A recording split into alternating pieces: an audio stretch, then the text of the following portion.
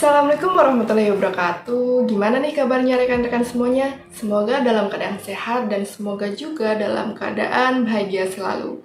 Oke, langsung saja. Perkenalkan, nama saya Muji Diana, biasa dipanggil Diana. Saya mahasiswa dari Universitas Buana Perjuangan Karawang, Prodi Teknik Informatika, angkatan 2020, kelas D. Oke, di sini saya tidak sendirian. Saya di sini bersama dua rekan saya. Yang pertama ada Hai, saya Denisa Fitria.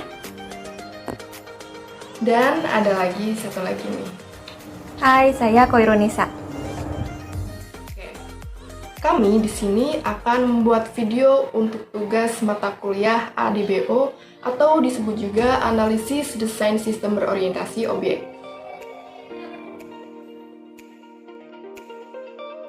Oke, materi apa sih yang akan dibahas? Yang pertama ada functional decomposition, yang kedua ada data flow approach, yang ketiga ada object oriented. Langsung saja yang pertama, materi functional decomposition metodologi. Pada metodologi ini menekankan pada pemecahan sistem ke dalam subsistem-subsistem yang lebih kecil, sehingga akan lebih mudah untuk dipahami, dirancang, dan diterapkan. Functional decomposition ini ada beberapa sub nih. Ada function plus sub, function plus function interface functional decomposition. Hanya menghasilkan suatu spesifikasi. Spesifikasi fungsional yang memetakan subjek secara tidak langsung. Subfungsional sulit dilakukan karena sifat sistem yang mudah berubah. Mudah berubah itu disebabkan oleh sistem analis yang harus dapat menekankan fungsi-fungsi yang memiliki potensi untuk berubah. Yang termasuk ke dalam metodologi ini adalah HIPO, yaitu Hierarchy plus Input Process Output. Pada HIPO ini merupakan metodologi yang dikembangkan dan didukung IBM. Tapi saat ini HIPO juga banyak digunakan sebagai alat desain dan teknik dokumentasi dalam siklus pengembangan. Dalam sistem HIPO ini dapat digunakan sebagai alat pengembangan sistem dan teknik dokumentasi. Dokumentasi apa sih? Dokumentasi program. Penggunaan HIPO mempunyai sasaran utama sebagai berikut. Jadi ada sasarannya. Yang pertama itu untuk menyediakan suatu struktur guna memahami fungsi-fungsi dari program tersebut. Yang kedua itu sasarannya untuk lebih menekankan fungsi-fungsi yang harus diselesaikan oleh program, bukan menunjukkan statement-statement program yang digunakan untuk melaksanakan fungsi tersebut.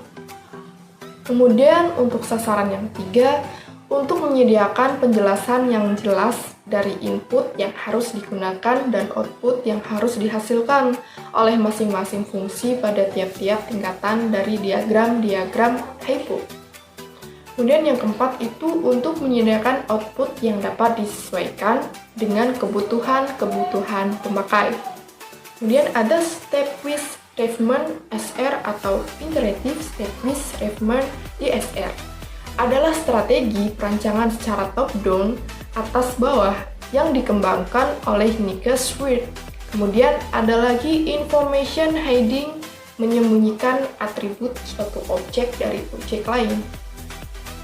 Mungkin itu yang bisa saya sampaikan materi tentang functional decomposition methodology. Kemudian untuk materi yang kedua akan dijelaskan oleh rekan saya. Struktur yang disebut data flow diagram atau yang sering disingkat dengan DFD.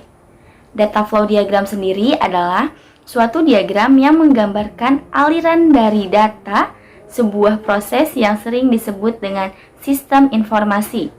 Di dalam data flow diagram juga menyediakan informasi mengenai input dan output dari tiap entitas dan proses itu sendiri. Dalam diagram alir data juga tidak mempunyai kontrol terhadap flow-nya, sehingga tidak adanya aturan terkait keputusan atau pengulangan. Bentuk penggambaran berupa data flow chart dengan skema yang lebih spesifik. Menurut Kenneth Kozar, tujuan dari adanya DFD sendiri adalah sebagai penyedia atau menjembatani antara pengguna dengan sistem. Kemudian ada mengenai keuntungan data flow approach. Yang pertama, kebebasan dari komitmen untuk implementasi teknis sistem terlalu dini. Yang kedua, pemahaman lebih lanjut tentang keterkaitan sistem dan subsistem. Yang ketiga, mengkomunikasikan pengetahuan sistem saat ini kepada pengguna melalui diagram alir data. Dan yang terakhir adalah analisis sistem yang diusulkan untuk menentukan apakah data dan proses yang diperlukan telah ditentukan. Selanjutnya, mengenai notasi dan simbol utama dari DFD. Yang pertama, data store. Data store berupa tabel yang dapat diolah. Simbol data store berupa 2 garis sejajar. Yang kedua, data flow merupakan arus data yang mengalir antara terminator, proses, dan data store, digambarkan dengan simbol tanda panah. Dan yang ketiga, external entity, lebih sering disebut dengan terminator, dapat memberikan masukan atau keluaran terhadap sistem. Simbol ini dilambangkan dengan persegi panjang atau kotak. Dan yang terakhir adalah proses. Proses dilakukan oleh mesin dengan mengubah input menjadi output. Simbol digambarkan dalam bentuk lingkaran atau oval. Dan yang terakhir adalah fungsi dari data flow diagram. Yang pertama adalah untuk menyampaikan rancangan sistem. Data yang disajikan mampu menggambarkan alur data secara terstruktur dengan pendekatan yang lebih efisien. Yang kedua, yaitu menggambarkan suatu sistem. Data flow diagram dapat membantu proses penggambaran sistem sebagai jaringan fungsional. Dan yang terakhir adalah perancangan model. Fungsi yang terakhir diagram ini juga dapat membuat rancangan model baru dengan menekankan pada fungsi sistem tertentu. Hal tersebut dapat dimanfaatkan untuk melihat bagian yang lebih detail dari diagram alir data tersebut. Materi yang ketiga yaitu tentang Object Oriented Programming. Object Oriented Programming atau OOP adalah suatu metode pemrograman yang berorientasi pada objek. Program-program yang telah ada merupakan gabungan dari beberapa komponen-komponen kecil yang sudah ada sebelumnya. Hal itu dapat mempermudah pekerjaan seorang programmer dalam melakukan pengembangan program. Objek-objek yang saling berkaitan dan disusun ke dalam satu kelompok ini disebut dengan kelas. Nantinya, objek-objek tersebut akan saling berinteraksi untuk menyelesaikan masalah program yang rumit. Jika sebelumnya developer harus berfokus pada logik yang akan dimanipulasi, dengan OOP, developer dapat lebih terfokus pada objeknya saja untuk dimanipulasi. Pendekatan ini menawarkan cara yang mudah untuk menangani kerumitan suatu program. Yang kedua ada tujuan OOP. Tujuan utama OOP adalah untuk mengatasi kelemahan pendekatan pemrograman konvensional. Dengan kata lain, tujuan dari OOP diciptakan adalah untuk mempermudah pengembangan program dengan cara mengikuti model yang telah ada di kehidupan sehari-hari. Jadi, setiap bagian dari suatu permasalahan adalah objek. Nah, objek itu sendiri merupakan gabungan dari beberapa objek yang lebih kecil lagi. Saya ambil contoh pesawat. Pesawat adalah sebuah objek. Pesawat itu sendiri terbentuk dari beberapa objek yang lebih kecil lagi, seperti mesin, roda, baling-baling, kursi, dan lain-lain. Pesawat sebagai objek yang terbentuk dari objek-objek yang lebih kecil saling berhubungan, berinteraksi, berkomunikasi, dan saling mengirim pesan kepada objek-objek yang lainnya. Begitu juga program, sebuah objek yang besar dibentuk dari beberapa objek yang lebih kecil. Objek-objek itu saling berkomunikasi dan saling berkirim pesan kepada objek yang lain. Yang ketiga ada prinsip OOP. Prinsip OOP ada 4. Yang pertama, encapsulation. Encapsulation atau pengkapsulan adalah konsep tentang pengikatan data atau metode yang berbeda dan disatukan atau dikapsulkan menjadi satu unit data. Maksudnya yaitu berbagai objek yang berada dalam kelas tersebut dapat berdiri sendiri tanpa terpengaruh oleh yang lainnya. Encapsulation dapat mempermudah pembacaan kode. Hal tersebut terjadi karena informasi yang disajikan tidak perlu dibaca secara rinci dan sudah merupakan satu kesatuan. Yang kedua ada abstraction. Prinsip selanjutnya yaitu abstraction. Prinsip ini sendiri berarti memungkinkan seorang developer memerintahkan suatu fungsi tanpa harus mengetahui bagaimana fungsi tersebut bekerja. Lebih lanjut, abstraction berarti menyembunyikan detail latar belakang dan hanya mewakili informasi yang diperlukan untuk dunia luar. Ini adalah proses penyederhanaan konsep dunia nyata menjadi komponen yang mutlak diperlukan. Seperti kala menggunakan handphone, kamu cukup memberikan suatu perintah tanpa tahu harus bagaimana proses pelaksananya perintah tersebut.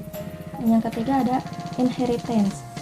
Inheritance dalam konsep OOP adalah kemampuan untuk membentuk kelas baru yang memiliki fungsi turunan atau mirip dengan fungsi yang ada sebelumnya. Konsep ini menggunakan sistem hierarki atau bertingkat. Maksudnya, yaitu semakin jauh turunan atau subkelasnya, maka semakin sedikit fungsinya.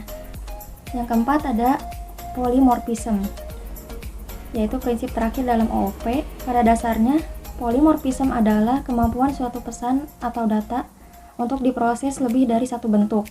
Salah satu ciri utama dari OOP adanya polymorphism.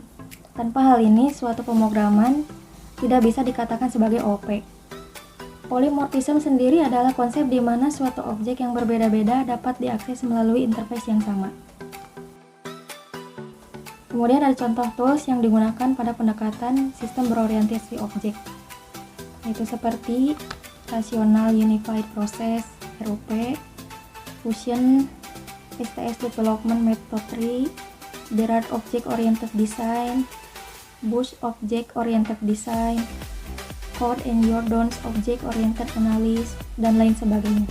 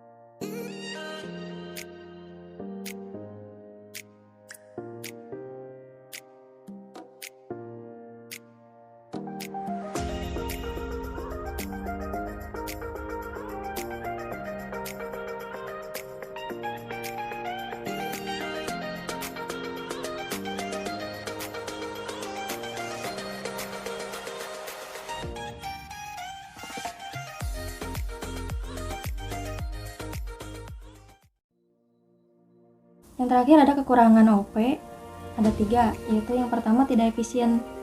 Menggunakan OOP akan lebih memakan daya pada CPU yang digunakan. Oleh karenanya, sangat disarankan untuk menggunakan perangkat terbaru saat melakukan pengembangan dengan OOP. Yang kedua, membutuhkan manajemen data yang ketat. Hal lain yang dikeluhkan oleh developer mengenai OOP adalah perlunya kontrol yang cukup ketat terhadap kode-kode tersebut. Hal ini karena OOP akan memunculkan beberapa kode-kode baru jika terdapat kode-kode yang kurang berfungsi dengan baik. Tentu hal ini akan menambah beban pada perangkatmu. Yang ketiga, ada kemungkinan duplikasi, yaitu dengan berbagai kemudahan yang diberikan oleh OOP, mengembangkan program baru dari yang telah ada sebelumnya akan jadi lebih mudah. Namun, hal ini justru membuat berbagai proyek yang dibuat akan terasa seperti sekedar duplikasi saja. Oke, mungkin cukup sekian materi yang dapat kami sampaikan. Dari ketiga materi tersebut, jika ada pertanyaan bisa langsung saja ditulis kolom komentar. Mungkin thank you for watching untuk rekan-rekan semuanya. Dari kami, undur diri cukup sekian dan terima kasih. Assalamualaikum warahmatullahi wabarakatuh. See you.